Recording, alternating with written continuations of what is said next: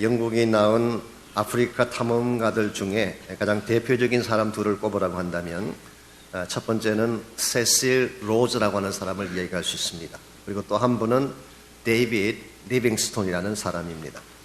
두 사람 다 진취적인 사람이었고 두 사람 다 자신의 전생애를 아프리카 탐험을 위해 바친 사람들입니다. 그러나 세실 로즈는 남아프리카에서 보월 전쟁을 일으켰습니다. 소위 말하는 황금 전쟁을 일으켜서 원주민 수십만 명을 학살하고 엄청난 양의 황금과 다이아몬드를 영국으로 가져왔습니다. 그 공로로 대영 제국이 주는 명예로운 훈장을 받고 애국자라고 하는 칭호를 받는 자가 됐습니다. 그 반면에 리빙스톤은 아프리카로 가서 그 험악한 밀림 속을 다니면서 원주민들에게 예수 그리스도의 복음을 나누어 주었습니다. 세실 로즈와는 달리 영국 황실에 황금도 갖다 주지 못했고 다이아몬드도 바치지 못했습니다.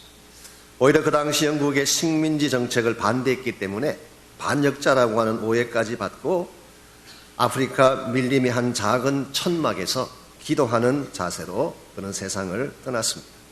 얼핏 보게 되면 세실 로즈가 더 화려한 인생을 산 것 같고 데이비드 리빙스톤은 초라하게 생을 마친 것처럼 보입니다만은 오늘날 역사가들은 누구의 삶을 더 높이 평가할까요? 세실 로즈는 욕망의 사람으로 평가되는 반면에 리빙스톤은 사랑과 희생의 사람으로 남아 있습니다. 오늘날 영국을 방문해 보게 되면 세실 로즈의 무덤은 사람들의 발걸음이 거의 찾지 않고 있지만 리빙스톤이 묻혀 있는 웨스트민스터 우리 국립묘지에는 전 세계에서 몰려오는 수많은 사람들의 방문객이 끊어지지 않고 있다고 합니다. 우리가 살고 있는 이 세상에는 두 종류의 사람들이 살고 있습니다. 하나는 자신의 욕망을 채우기 위해 다른 사람을 파괴하며 사는 자이고 또 한 종류는 누군가를 축복되게 하기 위해 자신의 생명을 희생하며 사는 자가 있습니다. 하나님께서는 어떤 사람을 통해서 그분의 역사를 이루어 갈까요? 욕망의 길을 따라가면서 파괴적인 삶을 사는 사람일까요? 아니면 축복과 생명의 길을 따라서 인류에게 공헌하고 하나님 나라의 영광을 돌리는 사람일까요? 당연히 후자일 것입니다.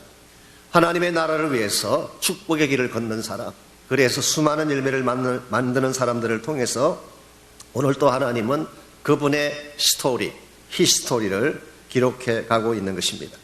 이와 같은 사실에도 불구하고 오늘날 우리들 가운데는 축복의 길을 택하기보다는 욕망의 길을 택하는 사람들을 많이 만나볼 수가 있습니다. 우리가 분명히 예수님 믿은 그리스도인인데 크리스찬임에도 불구하고 세상 따라 살고 욕심 따라 살고 나의 만족과 쾌락을 위해 달려가는 케이스가 많이 있다는 것입니다. 이유가 무엇일까요? 그것은 우리가 예수를 믿긴 했지만 아직 우리 속에 처리되지 아니한 옛자가 남아있기 때문에 그런 것입니다.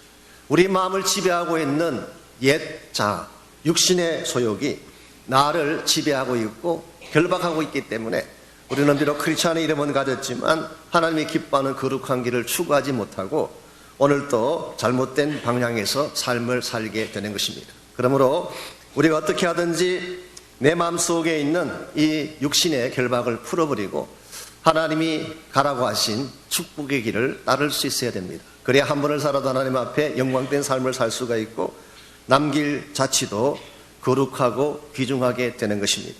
우리가 어떻게 할 때에 내 야망의 길이 아닌 하나님이 기뻐하시는 축복의 길을 따라 살아가므로 하나님이 영광스럽게 여기시는 아름다운 열매를 맺을 수가 있을까요? 오늘 같이 봉독한 이 본문에 보시면 고대 이스라엘의 역사를 이룩했던 두 개의 줄기가 소개되어 있습니다. 22절을 보시면요, 기록된 바 아브라함에게 두 아들이 있으니 하나는 여종에게서 하나는 자유 있는 여자에게서 났다 하였다. 여기에 두 아들이 있다고 했습니다. 이 두 아들이 누구일까요? 이삭과 이스마엘을 말하는 것입니다. 그리고 여종이라고 하는 사람은 이스마엘의 어머니였던 하갈을 지칭하는 것이고 자유하는 여자라고 하는 사람은 사라를 의미하는 것입니다. 그런데 오늘 사도 바울이 말하는 자유하는 자 혹은 여종, 이것은 한 가지 비유라고 말씀합니다. 24절을 보시면 이것은 비유니 이 여자들은 두 언약이라 하나는 신의 산으로부터 종을 낳은 자니 곧 하갈이라. 여기 비유라고 하는 말씀이 나오는데 이것은 여러분이 흔히 알고 있는 그 비유가 아닙니다. 우리가 보통 은유법이라고 해서 이 메타포, 무엇인가 간접적으로 비유하는 그런 경우가 있죠. 혹은 시밀리, 직유라고 하는 것이 직접 비유하는 것도 있고, 또 예수님께서 사용하신 유명한 패러블, 비유의 말씀도 있죠. 오늘 본문에 나오는 이 비유는 그런 것과 다른 것입니다. 헬라 말에서 알레고리아 혹은 알레고레오라고 하는 동사형은 사실 영어로 알레고리라고 번역하는 아주 독특한 문학적인 기법 중에 하나입니다. 이것은 어떤 단어나 어떤 표현이 있다면 그 밑에 숨겨져 있는 영적인 진리를 찾아내는 것, 이것을 우리가 알레고리라고 흔히 이야기합니다. 이것을 가장 잘했던 분 중에 한 분이 성 어거스틴이었습니다. 성 어거스틴은 성경을 읽을 때에 성경 말씀을 알레고리로 풀고 해석하는 관계로 좋은 면도 있었지만 좀 우려되는 잘못된 해석도 한 것을 우리가 알고 있습니다. 오늘 본문에서 사도 바울이 이 알레고리를 사용하고 있는 것입니다. 그래서 이 두 여자는 그냥 우리가 알고 있는 문자적인 의미에서의 하갈과 사라가 아니라 이스라엘 민족 역사를 이끌어왔던 두 개의 언약을 상징하는 것이다, 그렇게 말씀했습니다. 한 가지 언약은 시내산 언약입니다. 모세의 언약, 모세가 시내산에서 율법을 받았던 언약이기 때문에 율법이라고 부를 수가 있는 것입니다. 또 한 가지의 흐름은 아브라함이 맺었던 언약, 이것을 바로 믿음으로 말미암은 축복의 언약이라고 할 수가 있습니다. 이스라엘 역사를 흘러갔던 두 줄기는 율법이냐 아니면은 믿음이냐, 이 두 가지 흐름이었어요. 혹은 자유의 삶을 살 것이냐, 속박의 얽매인 삶을 살 것이냐, 기쁨의 삶을 살 것이냐, 저주의 삶 가운데 머물 것이냐, 이와 같은 두 가지 줄기가 이스라엘 민족 역사를 흘러내려왔던 두 가지 줄기라는 것입니다. 그런데 이와 같은 두 줄기는 이스라엘 민족 역사에서만 발견되는 것이 아니라 인류 역사 속에서도 발견할 수가 있습니다. 더 정확히 말하면 인류 역사 자체가 두 개의 물줄기를 따라서 흘러가고 있습니다. 그 중에 하나는 아담의 줄기이고 또 한 가지는 둘째 아담이라고 불리워지는 예수 그리스도가 만드신 줄기입니다. 여러분이 창세기를 공부해 보게 되면 하나님께서 처음 인간을 창조하실 때에 우리 인간에게 굉장한 축복을 주셨습니다. 자신의 형상으로 만드심으로 가장 존귀한 선물을 우리 안에 새겨주셨죠. 또 6일 동안 인간을 만들기 전에 6일 동안 천지만물을 다 만드심으로써 우리 인간이 누릴 수 있는 모든 복의 터전을 미리 예비해 주셨습니다. 무엇보다도 하나님은 에덴이라고 하는 동산을 준비해 주셔서 그 안에서 최상의 기쁨을 누리며 살도록 우리 인생을 축복하셨어요. 여러분, 에덴이라는 이름의 뜻이 무엇인지 아시죠? 에덴, 이것은 바로 기쁨이라고 하는 뜻입니다. 하나님은 에덴 동산을 통하여서 우리가 모든 기쁨을 누릴 수 있도록, 우리가 기쁨을 누리는데 필요한 모든 것을 그 안에 준비해 두신 것입니다. 그래서 창세기 2장 9절 말씀에 의하면은 에덴은 아름다운 곳이었어요. 여러분, 하나님은 아름다운 것을 좋아하십니다. 그래서 우리 남자들도 아름다운 것을 좋아하는 것입니다. 아름답다는 것은 나쁜 게 아니에요. 다만 한 가지 우려가 되는 것은 진짜 아름다움이 뭔지를 모르고 엉뚱한 곳을 향해 가는 것이 문제긴 하지만 어쨌든 하나님은 아름다운 것을 좋아하신 하나님. 그래서 우리에게 아주 아름다운 터전을 주셨어요. 두 번째는 먹을 것이 풍성했습니다. 각종 실과를 준비하시고 동산 주변에 강물이 흘러가게 함으로써 사시사철 시들지 않는 생명의 열매가 열리는 그런 장소였습니다. 세 번째는 자유를 주셨습니다. 창세기 2장 17절 말씀에 하면은 하나님이 그 동산 안에 선악과를 두시고 따먹지 말라고 말씀하셨어요. 어떤 분들은 이것을 하나님이 인간의 자유를 제한한 것이다, 그렇게 해석하기도 하지만 아닙니다. 그런 뜻이 아닙니다. 참된 자유라고 하는 것은 선택할 수 있는 권리를 말하는 것입니다. 공산국가에는 이런 것이 없어요. 공산국가에서는 당이 결정하면 인민이 행한다. 이게 공산국가의 캐치프레이즈예요. 이것은 선택의 자유가 없는 것입니다. 로봇으로 만들고 기계로 만드는 것이기 때문이죠. 그런데 하나님은 우리에게 선택할 수 있는 권리를 주심으로 참된 자유를 주신 것입니다. 그래서 어떤 주석가가 설명하신 말씀처럼 하나님은 우리를 왕자로 키우기를 원하셨지 종이나 노예로 부리려고 하신 것이 아니었다. 이런 면에서 에덴 동산에 살았던 인간은 선택의 자유를 가진, 자유를 누리는 그런 존재였습니다. 뿐만 아니라 할 일이 있었어요. 각종 생물과 짐승들의 이름을 지어주고 그것을 다스리고 동산을 가꾸는 일을 하나님이 주셨어요. 아무리 자유가 좋은 것이지만 자유는 있는데 할 일이 없다면 이건 불행입니다. 오늘 여러분에게 할 일이 있다는 것은 축복인 것입니다. 무엇인가 내가 할 수 있는 역할이 있고 있다는 것은 굉장히 감사할 일이에요. 무엇보다도 하나님은 그 동산 안에 함께 사랑을 나눌 수 있는 동반자를 주셨습니다. 이것을 성경은 돕는 배필이라 그렇게 불렀고, 그렇게 해서 주신 대상이 바로 여자였죠. 우리 남자를 잠재운 후에 갈빗대를 뽑아서 하나님이 여자를 만드셨어요. 여자를 만든 후에 아담에게 여자를 데려왔을 때에 아담이 얼마나 그 만든 여자가 황홀할 정도로 아름다웠는지 와우 맨 그랬어요. 여기서 나온 영어가 woman이라고 하는 영어가 여기서 나왔다고 하는 설이 있긴 합니다만은, 이는 내 뼈 중에 뼈요 살 중에 살이라. 여러분, 흥미로운 사실은 성경에 기록된 최초의 시가 아내에게 바치는 노래였습니다. 하나님을 향한 노래가 아니라 부인에게 바치는 노래.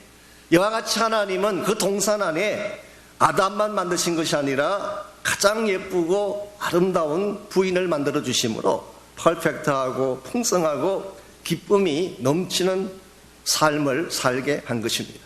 그런데 문제는 오늘 우리의 삶 속에 에덴이 있는가라는 질문이에요. 여러분 삶 속에 참된 기쁨이 있나요?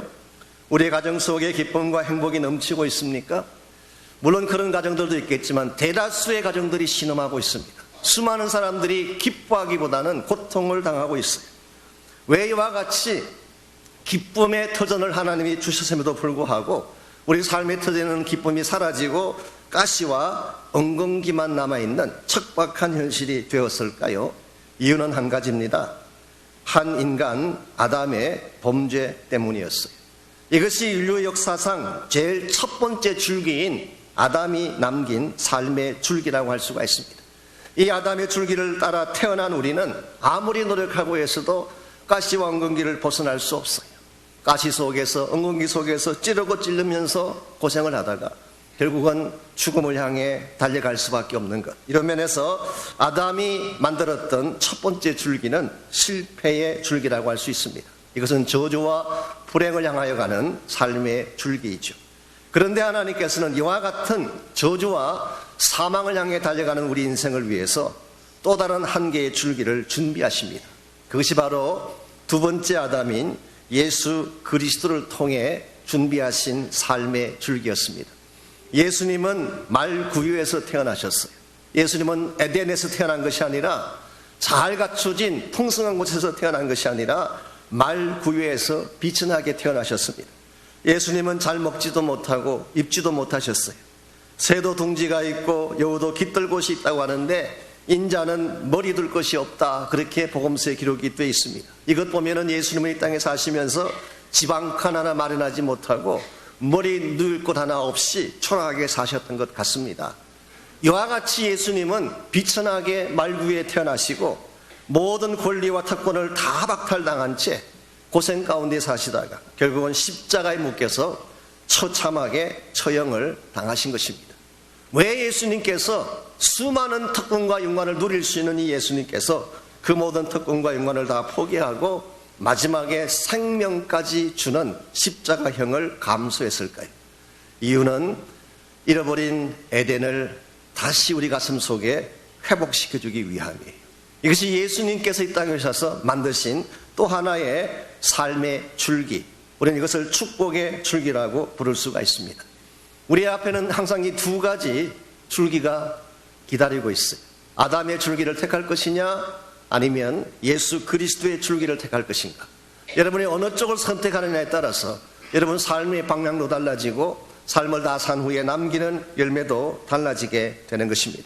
혹시 여러분 가운데 아직도 저주와 사망의 줄기 속에 서 있으면서 고통을 당하는 분이 혹시 계신다면 오늘 이 말씀을 통해서 참 축복의 근원이신 예수님께로 돌아오는 은혜가 있기를 바랍니다. 우리가 어떻게 하면 예수 그리스도께서 남겨주신 이 축복의 줄기에 우리 인생을 드리고 이 아름다운 축복의 줄기를 따라 살아갈 수가 있을지, 오늘 주신 이 말씀을 통하여서 한 세 가지 원리를 제가 정리해 보려고 합니다.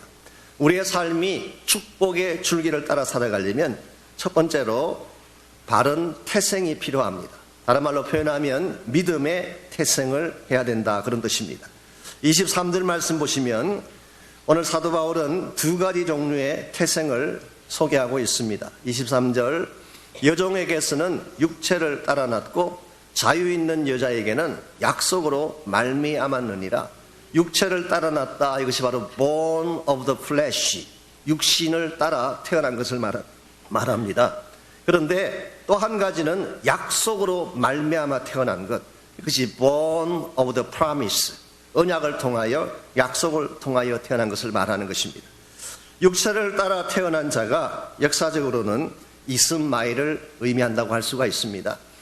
이미 말씀드린 것처럼 아브라함이 참 믿음이 좋은 사람인데요, 믿음은 좋았지만 그러나 그도 완벽한 사람은 아니었던 것 같습니다. 성경을 보게 되면 아브라함이 실수한 장면이 몇 가지 나오는데 그 중에서도 가장 결정적인 실수가 이스마엘을 낳은 실수였습니다. 하나님께서 분명히 아들을 주시겠다고 약속을 하셨는데 아들이 생기지 않는 것입니다. 시간은 지나가고 자기 부인의 나이를 봤더니 부인의 나이가 65세가 지나갑니다. 그러니까 아기를 생산할 수 없는 나이예요. 그래서 택한 방법이 무엇이었나요? 고대 사회에서 흔히 하는 방법인 여종을 통해서 아들을 낳는 것이었습니다. 이 선택은 인간적으로 보면 합리적인 선택이라고 할 수 있습니다. 하나님이 약속하셨지만 안 주셨잖아요. 거기에다가 부인의 나이가 들어가서 생산할 수 없는 지경이 됐지 않습니까? 그러니 당연히 다른 방법을 통해서 아기를 낳을 수밖에 없는, 이것이 합리적인 선택인 것 같습니다. 그러나 합리적인지는 모르지만 믿음의 방법은 아니었어요. 그래서 이스마엘은 믿음의 방법이 아닌 인간적인 방법으로 육신을 따라 이 땅에 태어났기 때문에 그의 삶 자체도 축복되지 못했고 그가 남긴 삶의 줄기도 불행을 이어가는 줄기가 된 것입니다. 그 반면에 이삭은 어떻게 태어났을까요? 이삭은 궁극적으로 예수님을 우리가 예표한다고 할 수가 있는데요, 이삭은 오늘 본문에 의하면 약속으로 말미암아 태어났다. 하나님의 언약을 통해서, 하나님의 약속을 통해서 아브라함이 약속의 말씀을 믿음으로 말미암아 주어지게 된 축복이 이삭이었다고 하는 것입니다. 여러분들, 우리가 이 땅을 살아가는 과정에서 육신으로 태어난 이것만 가지고는 절대로 축복의 자리로 나갈 수가 없습니다. 왜냐하면 여러분과 저는 태어나는 순간 여러분이 원하든 원하지 않든 아담의 줄기에서 태어났기 때문에, 우리는 태어나는 순간 아담의 줄기에 속해 있던 존재였습니다. 그래서 죄를 지을 수밖에 없어요. 아담의 줄기에서 태어났기 때문에. 우리가 아무리 노력하고 애써도 우리 삶에는 가시가 있고 엉겅기가 나올 수밖에 없습니다. 그리고 노력하고 애써도 결국 우리 마지막 종착역은 저주와 사망밖에 없는 것입니다. 이와 같이 우리는 본질적으로 진노의 자녀로 태어났고 아담의 붙은 자로 태어났던 여러분과 제가 어떻게 하면 생명과 자유의 라인으로 옮겨갈 수가 있을까요? 즉 아담의 줄기에 있던 여러분과 제가 예수 그리스도라고 하는 축복의 줄기로 옮겨가려면 하나님 주신 방법은 하나밖에 없어요. 그것이 바로 믿음인 것입니다. 믿는 순간 아담의 줄기에 있던 우리가 예수 그리스도의 줄기로 옮겨지는 것입니다. 그러므로 우리가 참으로 그리스도에게 붙은 자 되어져서 예수님을 통해서 축복과 생명의 줄기를 맛보며 살아가기를 원한다면 믿음으로 거듭나야 하는 것입니다. 돈이 있다고 되는 게 아니에요. 세상 권세 있다고 되는 것 아닙니다. 미국이나 한국 정치를 보게 되면 돈만 있으면 정치가들에게 줄을 대지 않습니까? 한국만큼 돈이 통하는 나라가 없어요. 학연, 지연 통해서 다 줄을 대지 않습니까? 여러분, 정치적인 줄을 대면 그것이 여러분의 인생을 보장해 줄까요? 제가 지난주에 신문을 보니까 우리 MB 이명박 대통령의 형님에 대한 기사가 난 걸 제가 보았습니다. 소위 말해 영포 라인이라고 해가지고, 한동안은 그분이 실세 중에 실세였잖아요. 이 대통령의 형님이니까. 그래서 유행했던 단어가 만사형통이라는 단어. 무슨 일이든 형만 통하면 다 된다고 하는 그런 단어가 그 당시 유행했잖아요. 만사형통. 영포 라인이라고 해서 영일 포항 쪽 출신 사람들의 라인이 있어요. 그게 줄을 대려고 무수히 많은 사람들이 노력을 했습니다. 그게 줄만 되면 뭐 굉장한 이권도 누릴 수 있고 수많은 덕을 볼 수 있기 때문에, 그렇게 영포 라인의 줄을 대려고 했던 사람들이 지금 어떻게 됐는지 아세요? 많은 사람들은 지금 감옥 가시게 됐어요. 그러다 보니까 그렇게 줄되려고 했던 그 라인을 끊으려고 가능하면 거기서 멀어지려고 애쓰고 있다는 기사를 제가 보면서 세상 권력에 줄되는 것이 참 허무하구나. 세상 권력이라고 하는 것은 정말 지나가는 것입니다. 그것은 절대 영원하지가 않아요. 하나님 나라는 그와 같은 것이 통하지 않습니다. 돈 가지고 안 돼요. 권세 가지고 안 돼요. 여러분이 어느 나라 출신이다, 어느 지역 출신이고 상관없어요. 하나님의 나라는 믿음만이 통합니다. 믿음으로만 연결되는 것입니다. 우리가 정말 저주의 삶의 고리를 벗어버리고 생명과 자유와 축복으로 나아가기를 원한다면 믿음 갖고 예수 앞으로 나와야 되는 것입니다. 여러분들, 우리가 배를 타고 가다가 배가 파선을 합니다. 배가 지금 파선하는데 침몰하려고 하는데 그 배 안에서 1등석에 있는 것과 2등석에 있는 것이 무슨 의미가 있을까요? 지금 배가 파선하려고 가라앉기 직전인데 2등석에 있는 것과 1등석에 있는 것이 무슨 차이가 있겠어요? 1등석에 가면 조금 자리가 넓고 서비스가 조금 좋을 것입니다. 그러나 문제는 침몰하는 배. 오늘 많은 인생들이 그렇게 살고 있어요. 결국은 망하고 죽게 될 인생인데 좀 더 나은 자리, 좀 더 편안한 자리, 내가 1등석에 사는 것을 큰 자랑인 줄 알고 그것 때문에 목숨 걸고 살아가지만요, 침몰하는 배에 타고 있는 한 마찬가지입니다. 그러므로 정말 지혜로운 사람은 침몰하는 배에서 나와서 구조선으로 옮겨 타는 것입니다. 이것이 믿음이에요. 오늘 우리가 하늘나라의 복을 누리고 예수님께서 우리에게 마련해 주기를 원하시는 그 모든 축복을 소유하며 살기를 원한다면 믿음으로 그리스도 앞으로 돌아와야 하는 것입니다. 두 번째로 우리가 축복의 줄기를 따라 살려면 육체의 소욕을 추방해야 됩니다. 육체의 소욕을. 말씀드린 것처럼 믿음으로 거듭나면 우리가 그리스도의 라인으로 옮겨지긴 합니다. 그러나 그것만으로 매일매일의 삶이 승리하는 것은 아닙니다. 왜냐하면 우리 안에는 아직도 죽지 아니한 옛자아가 남아있기 때문에 이것을 우리는 carnal desire, 육신의 소욕이라 부르기도 하고 fleshly desire라고 부르기도 합니다. 우리 마음속에는 예수님 믿었지만 아직도 존재하고 있는 옛자와 옛습성과 옛 desire가 남아있는 것입니다. 이와 같은 우리 안에 있는 육체적 소욕은 어떻게 해야 할까? 30절을 보시면은 사도 바울이 아주 심플하게 잘 제시를 하고 있습니다. 그러나 성경이 무엇을 말하느냐? 여종과 그 아들을 내쫓으라. 여기 여종과 그 아들은 물론 비유적인 표현이죠. 이스마엘과 하갈을 의미하기는 하지만 영적으로는 우리 안에 있는 육체의 소욕을 말하는 것입니다. 우리가 예수님 믿는 순간 우리는 성령의 사람이 됩니다. 예수 그리스도께 속한 사람이 돼요. 새 사람이 되는 것입니다. 그러나 예수를 믿은 이후에도 옛날 내가 가지고 있던 옛 속성은 그대로 남아있어서 이게 육체의 소욕이에요. 육체의 소욕이 나를 찌르고 나를 고통스럽게 만들고 내 안에 탐욕과 욕심을 가져오게 해서 나를 억압하고 종노릇 시키는 것. 이게 바로 육체의 소욕인 것입니다. 오늘 여러분 안에도 육체의 소욕이 있어요. 그래서 예수 믿지만 삐딱하고 정오심 갖고 질투하고 분열하고 싸우고 다투는 것입니다. 이 모든 것들이 우리 안에 있는 육체의 소욕이 남겨주는 열매라는 것입니다. 그런데 오늘 바울은 뭐라고 말씀하고 있나요? 그것은 추방해버려라. 안고 살면 안 된다. 그건 그냥 부둥고 산다고 해결되는 것이 아니라 쫓아내버려라. 추방해버려라. 우리 안에 있는 더러운 것들, 우리 안에 있는 추악한 것들, 내 마음을 상하게 하고 나에게 열등감과 자존감을 빼앗아가는 이 모든 사악한 마음의 상처들을 우리가 어떻게 추방할 수 있을까요? 우리의 힘과 노력만으로는 안 됩니다. 두 가지가 필요해요. 첫 번째는 십자가 은혜가 필요해요. 나의 모든 마음의 질병과 고통들을 십자가 앞에 가지고 와서 토해내는 것입니다.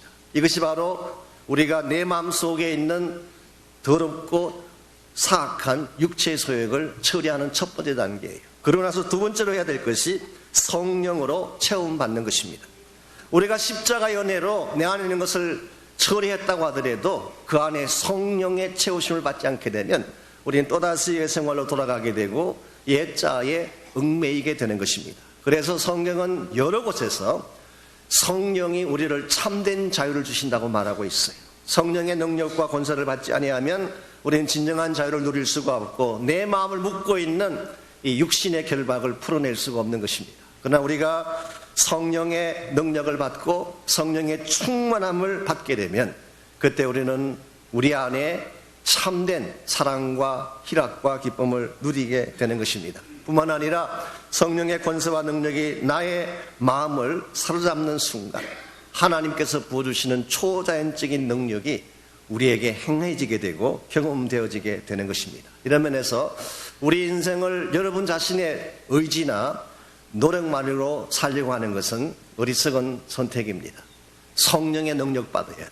그래서 우리는 기도가 필요한 것입니다. 만약 우리 인생에 대한 모든 문제를 나의 의지나 노력만으로 풀어낼 수 있고 해결할 수 있다면 그냥 힘쓰면 되겠죠.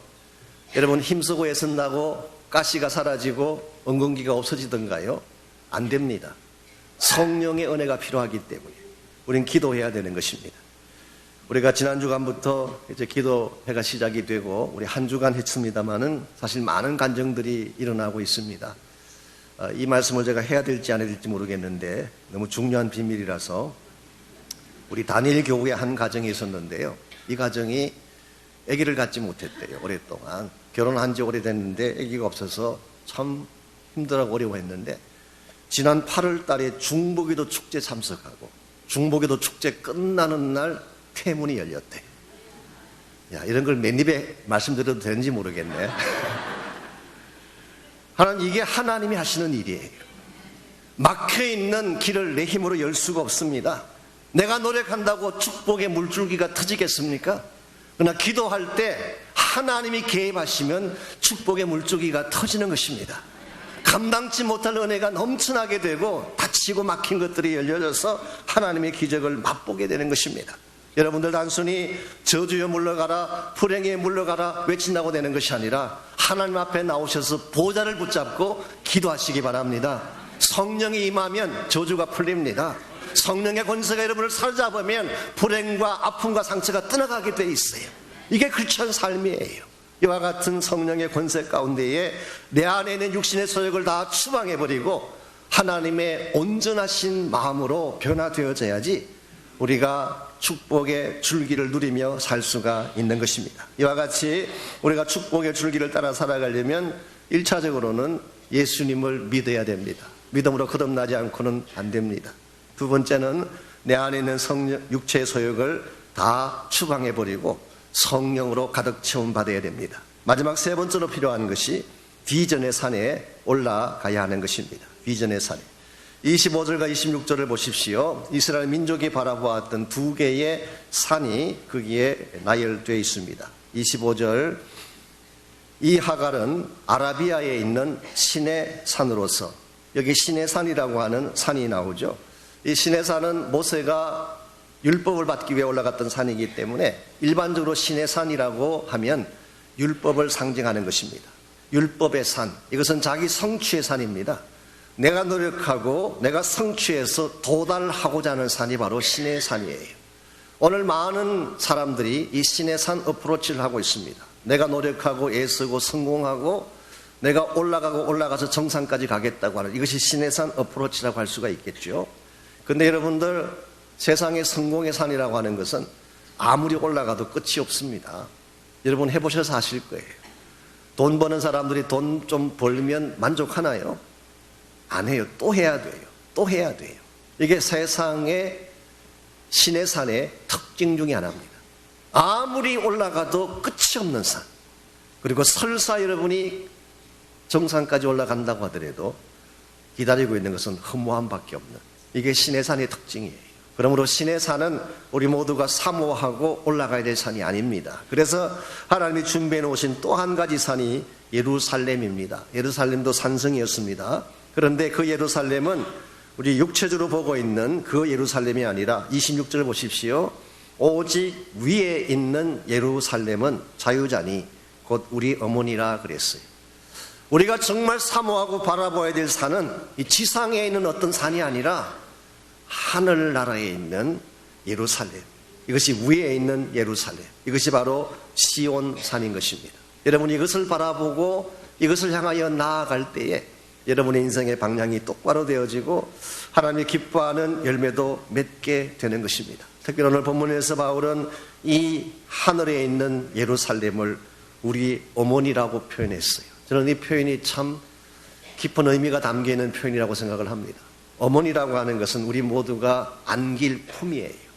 아무리 우리가 바깥에 나가서 두들겨 맞고 힘든 일을 겪고 사람들에게 멸시를 받고 들어와도 어머니 품에 안기면 어머니가 나에게 따뜻한 회복을 주십니다. 이게 어머니의 품이에요. 사도 바울은 우리 모두가 사모해야 될 하나님의 산, 이 시온산이 지치고 피곤한 우리 영혼들이 우리가 안기고 평안을 누리고 위로를 받을 수 있는 어머니의 품과 같은 산이라고 말씀하고 있습니다. 혹시 여러분 가운데 세상을 살아가면서 너무 피곤하고 지친 분들 계시나요? 세상 어디를 가도 여러분을 안아줄 사람은 없어요. 근데 시온산인 우리의 어머니 같은 산인 예루살렘을 향해 나가게 되면 우리의 구원자이신 예수님이 여러분을 맞아주시고 여러분이 갈급해하고 힘들어하는 모든 것들에 대한 답을 준비해 주셨다가 여러분을 먹이시고 생수로 새롭게 하셔서 일어서게 하는 것입니다. 그러므로 세상 사람들은 지금도 허무한 이 땅의 산을 향해 자기 성취와 성공의 산을 향해 달려가고 있지만 우리 그리스도인들은 하나님께서 예비해 놓으신 아름다운 천국, heavenly place, 영원한 우리의 시온 산성을 향해 달려가야 하는 것입니다. 이것이 우리의 소망이에요. 우리는 이 땅에 살고 있지만 천국 시민권자입니다. 이 땅에 발을 딛고 산다고 해서 이 땅에 속한 자가 아닙니다. 우리가 가야 될 영원한 우리의 비전은 하나님께서 준비해 놓으신 하늘에 있는 시온 산입니다. 이와 같이 시온 산을 향해 달려가는 사람들이 비로소 할 수 있는 아름다운 사역, 이것이 바로 27절에 기록된 내용입니다. 정말 시온 산의 비전을 가진 자가 이 땅에 살면서 해야 될 중요한 사역 혹은 하나님이 주신 중요한 약속이 27절입니다. 잉태하지 못한 자여 즐거워하라. 산고를 모르는 자여 소리질러 외치라. 이는 홀로 사는 자의 자녀가 남편 있는 자의 자녀보다 많음이라 하셨다. 여러분 이 말씀을 읽으면 이게 무슨 뜻인지 금방 이해가 안 될 것입니다. 이 말씀은 이사야 54장 1절을 인용한 것입니다. 여기서 장차 메시아께서 오시면 행하게 될 메시아닉 프라푸시 중의 한 부분으로서 이사야가 말씀한 것입니다. 그런데 오늘 본문에서 바울이 이것을 인용한 아마 직접적인 이유는 사라를 염두에 두고 인용한 것 같습니다. 처음에 아기를 갖지 못했잖아요. 그래서 잉태하지 못한 자, 상고를 모르는 자라고 표현한 것입니다. 이 사라의 초창기 모습은 사실 멸시받고 사람들에게 인정받지 못하는, 그리고 아기를 생산하지 못하는 이와 같이 말라진 인생을 대표한다고 할 수가 있습니다. 그랬는데 하나님께서 이와 같은 잉태하지 못하고 산고를 모르고 혼자 사는 바로 이 사라에게 하나님은 하늘의 별과 같은 민족을 주셨어요. 이게 바로 하나님이 주시는 특별한 은총이고 하나님 나라의 비전이라고 할 수가 있습니다. 초대교회의 복음운동을 보게 되면 복음운동을 시작했던 초창기 주역들이 다 작은 자들이었어요. 갈릴리 출신, 어부 출신, 가지지 못한 사람들, 멸시받는 사람들, 가난하고 사람들에게 인정받지 못한, 오늘 본문에 나오는 잉태치 못하고 상고를 경험하지 못한 그런 자들이었어요. 그런데 하나님이 그들을 통해서 복음운동이 일어나게 하셨고 수천 수만의 사람들이 하나님께로 돌아오는, 이게 바로 하나님 나라 비전입니다. 우리의 남은 생애를 이것을 위해 살 수 있을 때에, 이 하나님 나라의 비전에 서임받을 수 있을 때에 여러분이 진실로 값진 인생이 되고 하나님께 영광된 삶을 누리게 되는 것입니다. 하나님은 여러분과 저를 아무 의미 없이 이 땅에 보내지 않으셨어요. 바로 이 킹덤 비전을 이루라고 보낸 것입니다. 우리 때문에 하나님 몰랐던 영혼들이 하나님을 알게 되고, 우리가 드리는 삶의 헌신을 통하여서 하늘의 별과 같은 수많은 민족 족속들이 그리스도께로 돌아오는 꿈, 이걸 우리 모두가 꿀 수 있어야 되고, 이것 위해서 여러분의 삶을 드릴 수 있어야지 여러분의 인생이 가장 값지고 가치 있게 되는 것입니다. 사랑하는 형제자매 여러분, 하나님은 여러분과 저를 축복하기를 원하세요.